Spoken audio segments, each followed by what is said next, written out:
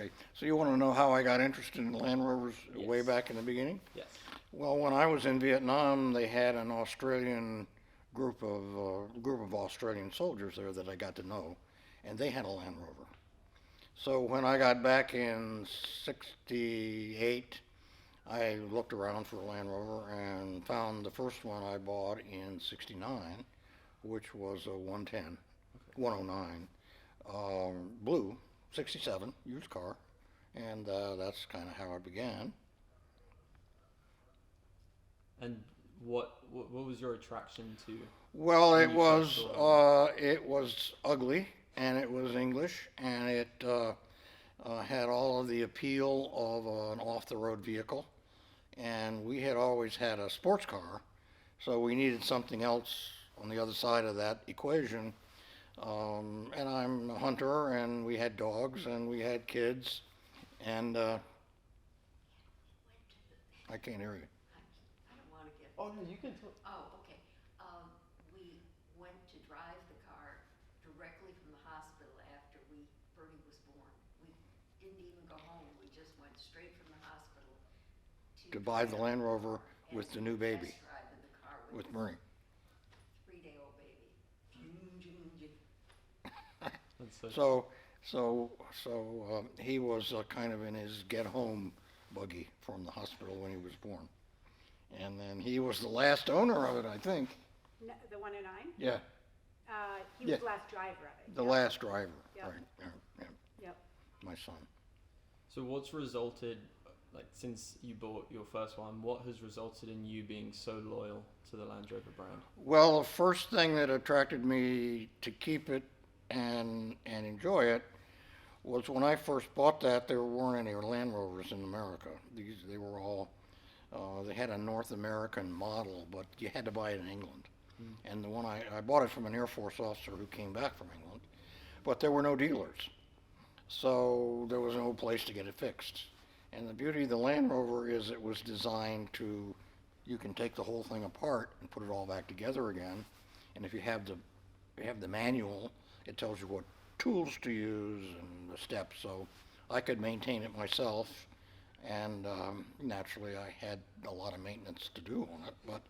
But that's how I got interested in it, and then one led to another, and I enjoyed it. I spent a lot of time off the road and hauling stuff, trailers and boats and horses and all that kind of thing. So it was just fit into our lifestyle. Where's the furthest you drove it to, or a crazy place you drove onto? Well, there were a lot of them. I was in the Navy, so I had command of a ship, and we were stationed overseas in Naples. So I put the blue Land Rover, the 97, on the ship and took it to Spain, and my wife and the family then drove it around Italy and France and England and Scotland to follow the ship. So I'd go on an operation from port to port, and then they would come and with the blue Land Rover and join us. So they spent that period of time, and then after that I was stationed in Italy. So when we came back, I left the blue Land Rover in England to have it worked on, and we picked it up. And by that time, I bought the tan Land Rover, this one, in '73. About the anchor chain. What? The anchor chain, when you had to pull the anchor chain out to paint it. Oh, yes, and we bought a sailboat in England, and there's a cartoon of the guy with a sailboat that he bought at the London Boat Show. And I bought a sailboat at the London Boat Show, and we hitched up the trailer that came with the boat and hauled it through the winter down through the Alps to Naples, and we had put it in the water with the Land Rover. And then before that, I had a command of a minesweeper, and we had to work on the anchor chain, so I couldn't get the anchor chain out from the ship, so we hitched it to the back of the blue Land Rover and hauled the anchor chain out on the pier. So that was the blue one. And then the tan one, this one, we had that also in Italy the first time. And the second time after we bought it, we went back to Italy again. And we had this one with us, and we picked it up in Italy, and then we drove it all over Europe, and then brought it back. And then I was stationed from there out in California. So we had it shipped out to California, and I had it out there and drove this one down. We used to take it in the desert every weekend. So I drove it down to Cabo San Lucas, down Baja California, down the Long Peninsula on the dirt roads. And then we brought it back to Washington. And then we gave it to my son, who took it to Panama. And he had it in Panama for, I guess, 2 years or something. And then he brought it back and was stationed in California. And so then when he was transferred, we brought it back here, and then we kept it until we gave it to my daughter. But mostly after that, I just drove it around hunting up in the mountains and in the snow, and we didn't use it a lot for transportation. By then, I'd bought my first Range Rover. And so we bought that one. And the first one, the guy used to come out and pick it up and take it back to have it worked on. Pick it up at the house. It was very nice. And then he got totaled when he ran into an ambulance at the stoplight.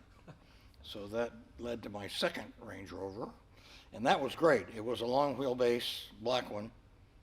It was a 79, I guess. And we drove that and we fox hunted. And so we went out 3 times a week with the horses out to the country and came back. And then one day we got about halfway there and it caught fire and burned up.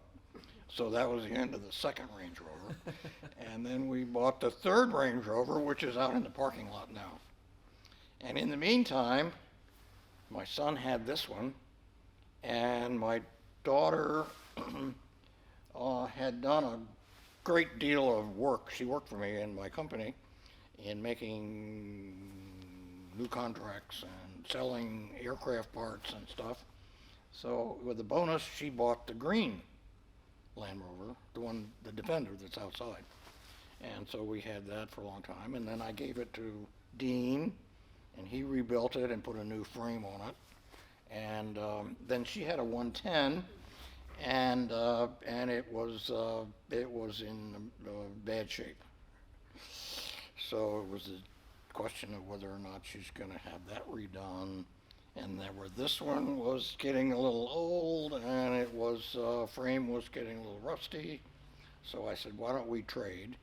You turn in the white one, and you can have this one, and you can get it rebuilt from scratch, and you got a new 73 Land Rover. So that's the story. It's great. What was your most hair-raising memory from all Land Rovers you've had? Well, one of the interesting stories was how we took one horse. We were stationed in Norfolk, where my ship was home ported. So we had a horse. We've always had horses. And we had a horse, and we were going to get the horse in the trailer and take it down to Charleston, where I was going to get another ship. And we went out to the stable, and I had a trailer, horse trailer, behind the blue Land Rover, and the horse wouldn't get in the trailer. So we tried and tried and tried, and finally, so I had made arrangements to spend the night at Fort Bragg, the paratrooper base in North Carolina. And they have a stable there. And so it took all day and all night, afternoon, so we didn't get the late start. So we didn't get to Fort Bragg till 12 o'clock, 1 o'clock in the morning. And they had the stall ready for the horse, but not for us. And so we had to stay in the Land Rover, and they took the horse in, and there was a soldier there. And I said, look, this horse is not going to get in the Land Rover tomorrow. It's just not going to do it. So get yourself a platoon of paratroopers out there, and we're going to get this thing in so we can get out. And he was from Wyoming. And I was a Navy captain, and he looked at me, and I could see him saying to himself, this boy don't know nothing about horses. And I've been around horses all my life, because he was in the stall waiting for the horse. But sure enough, the next morning we went out and all the paratroopers were sitting on the fence. And this kid must have been 19 years old, walks out with the horse on the lead and got right up on the trailer.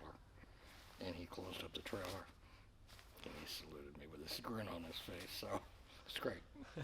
So we got down there, and then we had it out in the country, and the Land Rover would go anywhere. So we took it all around mud, and so we took it out in the field in order to get the horse back. I think it was out in the field. Anyway, we went into down a dirt road with a mud puddle and sank down to the frame. So we couldn't get the Land Rover out.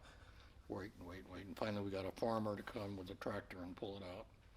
So, but it had a lot of stories after that. One day the wheel came off and my son was driving to high school. So the wheel went down Goldsboro Road, I guess, or, That happened to me too. yeah, River Road, rolled down the road, 3 wheels, and then the gas tank fell off one time. But all in all, we've had pretty good luck with it. What's your favorite one that you have owned? Right here. I think that's my favorite. I mean, it just lasted forever, and I did all the work on it and kept it going from 73 until we turned it over to the next owner, which was what year? Last year. Yeah, Yeah, 2022. just last year. That's great. So we had it a long time. And it's been, around the world, California and Italy twice and Panama, so still going strong. Yeah. What's next in your Land Rover journey? I think I've ended my Land Rover journey. I think I have now come to the end of the road with Range Rover and Land Rover, and they will be here long after I'm gone, I'm afraid. That's great. Yeah. Awesome. So what are your thoughts on independence and how the recent restoration turned out? Well, as you can imagine, I've had a lot of people over a lot of years working on Land Rovers. And my first Land Rover dealer was a gas station in Kensington called Kensington Green, and he didn't have a clue. And the old 109s had a problem with their rear drive axles because they were built so that if you put too much pressure on, instead of screwing up the differential, the axle would break. So, of course, you didn't know that until the axle broke, but so, of course, the axle broke on the blue one, and because it was so long, that was a regular problem with them. And so I took it out to Kensington Green, and he didn't have a clue. So I had to do a lot of research on what the problem was, and then get a magnet on a long stick and take the wheel off and stick it through the axle down and pick up the piece of the axle that had broken off in the differential and take it out with the magnet, and then put the other axle in there. And I still have in my parts locker 3 spare axles. So off and on, one breaks after another. So that was my first dealer, gas station. The second dealer was in Charleston, South Carolina, about 25 miles out in the country. And all they had was a Land Rover sign. That's all. They didn't have any books or anything, and I don't know where they got it. I wanted to buy it, but they disappeared. So over the years after that, there was a Land Rover dealer here and there, and at one point I had a 6-cylinder Land Rover, a Defender, 109, and mostly I kept it myself. And then we found Dean, and when he just opened, when he was in Bethesda, on Bethesda Boulevard or Avenue Boulevard. And so I took it out there, and he was great. And he knew Land Rovers and had wonderful people. So I have been taking them to him for many years, and then the Defender, and then this. So there's no question, as you can see for yourself looking around this place, that if you want to have your Land Rover done, this is Land Rover heaven. You come here and talk to Dean, and you can, and my basement is a miniature of this, where I have pieces everywhere, and I can come here and it's a dream world because I can see them all in their parts and pieces and all taken apart, and it's just heaven. So I'm happy. He's done a superb job with this vehicle as well as my Defender and my Range Rover, and it's top of the line, and the service is fantastic, and if you have Land Rovers as a second career, which I do, he's the guide on the mountain that you go to for advice. Yes. So, Great. yeah. Well, thank you so much. My pleasure. I love the story. And while you're interviewing her, I'm gonna just see if some of these parts will fit in my pocket. I'll go look for the one. Oh, I have to tell you about the blue Land Rover. A great story. So, speaking about parts, so finding the parts was always quite a challenge. And in Norfolk, where we had the blue Land Rover, after I had gotten down to on the first ship, I then left and went to work in Washington. And the blue Land Rover had there's a little spring about that big, silver spring, that fits on the accelerator linkage, so that when you push it down, this little spring lets it come back up again. And this spring broke. And nobody had a spring. I mean, you couldn't buy Land Rover parts in those days. So I worked for the Secretary of the Navy, and he went around and visited all the naval installations, and the Navy had the support responsibility for Antarctica. So we went to Antarctica from Australia and flew down and landed on the ice. And the New Zealanders had a base in the Antarctica, and in the base they had a Land Rover. And in the Land Rover base they had a Land Rover shop. So I went to the New Zealand base in Antarctica and I said, I gotta have an accelerator spring for my blue Land Rover. Here you go, one accelerator spring. So the Land Rover came from England, and all the parts came from various places, and the accelerator spring came from Antarctica. So, That's great. yeah. That's so cool. Okay, you're on. Good. Great. Awesome. Well done. So I will just wander. You have basically grown up in this Land Rover, and it has been passed down to your care. What does this mean to you and your family?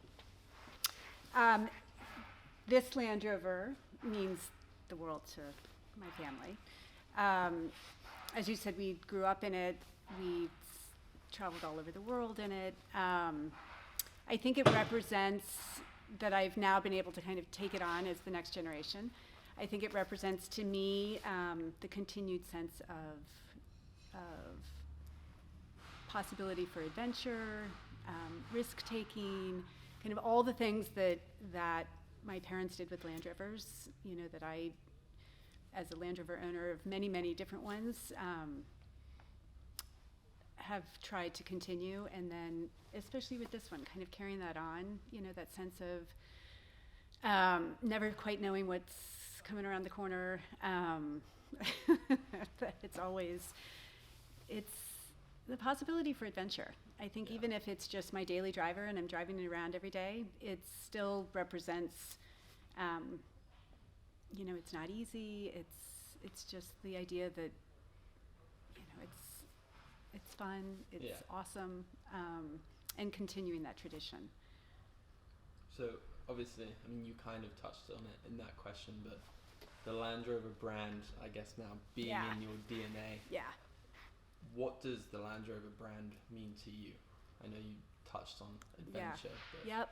I think that the Land Rover brand represents to me, again, like I said, that possibility for adventure, risk-taking, the limitless possibilities, that you could do anything in it, the world is your oyster. And when you get sucked into the day-to-day and kind of the, all the things that life brings on a kind of a day-to-day basis. You've always got the possibility that this, you could just put a rooftop tent on it and drive it across the country and have an amazing time. We've done that a lot with our different Land Rovers over the years, both as a child and, as an adult. And the times, like the memories that I have that are the most important and that I look back on and treasure there always seems to be a Land Rover in it. There always seems to be, something. There's either a Land Rover that we've taken across country several times, with a rooftop tent, or around Europe. And, my fondest memories are, as a child, literally being taught, homeschooled in the back of our Land Rover for 2 years. I mean, that was incredible, and those are the things I look back on that I'm like, that's really, it kind of makes your life complete. And it's kind of weird to think that a car could do that, but there's something unique about them, for sure. Definitely. Yeah. I like that. So now that your series has had a new lease of life, what are you going to use it for, or what do you plan to do next? So it does have a new lease on life, thanks to Dean. It now, as we said, it purrs. I can start it pretty reliably every morning, although you never know. And I think the next stage, right now, I'm using it a lot for, kind of my as a daily driver. But I would like to ideally put a tent on top and, do a little bit more exploration once I have the time, take it off road, do some further driving, lots of camping. I don't know if we'll ever be pulling horse trailers with it, but certainly the possibilities of exploration. The other thing I love about it is life is so busy and crazy, and we're just completely overwhelmed by social media and news and all of those things. And when I get in this, I'm forced to drive really slowly, not listen to the news. I don't listen to anything while I'm in there. And it's a little bit of zen. You just are kind of, everybody's speeding past you and you're chugging along, and, you're not listening to anything, and you're deep in your thoughts, and it's Do you get lots of attention? Yes. Either the people who are really pissed that I'm going so slow, or, the people that are like, oh my God, that's the coolest car I've ever seen. Where did you get it? Are you selling it? Yeah, lots of attention, for sure. Great. Where is one, I guess, because you said you want to go on lots of trips, Mm-hmm. where would your dream road trip in this be? My dream road trip would be to drive around the world. That would be, that's a little bit extreme, but that's always been, Nothing's impossible. honestly, always been my dream. I've been following for years all of the people that just outfit their Land Rovers and drive around the world. Yeah. And, they do it in stages, but they do that.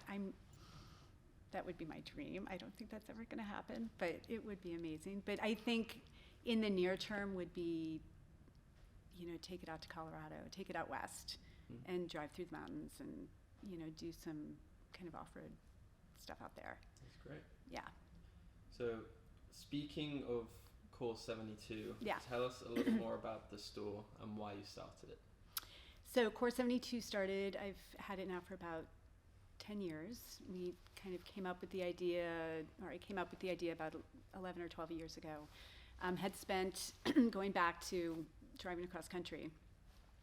Every summer we had a rooftop tent that was my dad's, and we put it on top of our LR3, and we would spend the summers. I would take my boys, who were really young at that time. They were 5 and 7, and our 2 dogs.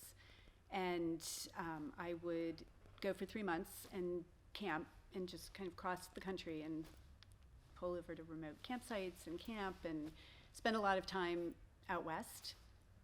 And as a result of that, I would be inspired by so many of the little shops and kind of the feeling of the West versus home, and a little bit of a laid back atmosphere and sense of adventure and outdoors and, that kind of active lifestyle.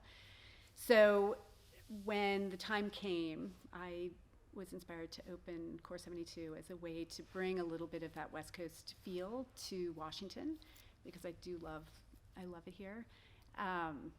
And had originally designed, thought that it would be like a just women, technical outdoor active wear that would inspire people to get outside and be adventurous and go off trail and run around.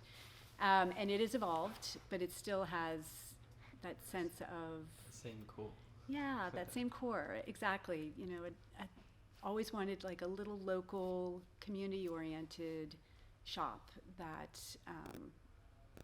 I would know the customers, they would know us, we would inspire each other, and then almost what we sold was secondary to creating that sense of kind of community and, again, like a little bit of a laid-back but professional store in DC. Yeah. So, I mean, you pretty much answered the next question, but Yeah. to sum it up in, I guess, like a sentence, what is Core's mission? Just that, Yeah. just provide a little bit of the West Coast, bring it to the East, and combine those two worlds that I love so much. And, even though what we sell in the store has evolved, we carry men's now, we carry a little bit more lifestyle than active, but it still sends that sense of, bringing people together, a local shop, community-oriented, where we all just inspire each other to, take some risks and push ourselves and get outside and be active and, yeah. I mean, even in that answer, you can kind of get like a sense of, one of my questions is, do you feel like Land Rover's lifestyle and your mission relate? And I guess the way you answered that is very similar. Yeah, I think they're, I was thinking about that. There are so many similarities, I think, to being a Land Rover owner and an entrepreneur. Like there are so many parallels, risk-taking and, pushing the limits and seeing, when things get a little bit boring, you take on a challenge. And adapting. And if the car doesn't start in the morning, or if it rains every day and nobody comes in the store, so it's always having to figure out and maneuver around the challenges. And so I think there are a lot of similarities between a Land Rover owner and being an entrepreneur. And it certainly makes life really interesting. Like it makes it Keeps you on your toes. keeps you on your toes. I mean, it would be so boring otherwise. Yeah. So I do feel like that every time I get in the Land Rover, that I'm like, is it going to get me from point A to point B? And the same with the store. It's every month is a new month, and you can only plan as much as you can plan. Yeah. So according to Zoe, she says your series truck has become the unofficial store mascot. Yes. What are your thoughts on this, and how do you feel? Oh, well, okay. So what Yeah. is the question I was going to ask? What are your thoughts on the series becoming? I love it. I do love it. And we have a little sticker on the back of the what's that? Oh, the Land Rover has definitely become our unofficial store mascot, for sure. I do find that wherever I am in DC, people either know me through the Land Rover and then via the store. So I park it in front of the store, and then they know I'm in this shop that day. Or it's also the way that we make a lot of deliveries for the shop, and so I use this as my way to make deliveries and take things to people. And it's I think it represents the store in a really positive, unique way, and certainly embodies the spirit of the shop. Great. Yeah. Can you see the shop expanding in the future? Is that something you'd like to do, or keep it? I think that might be up to the next generation.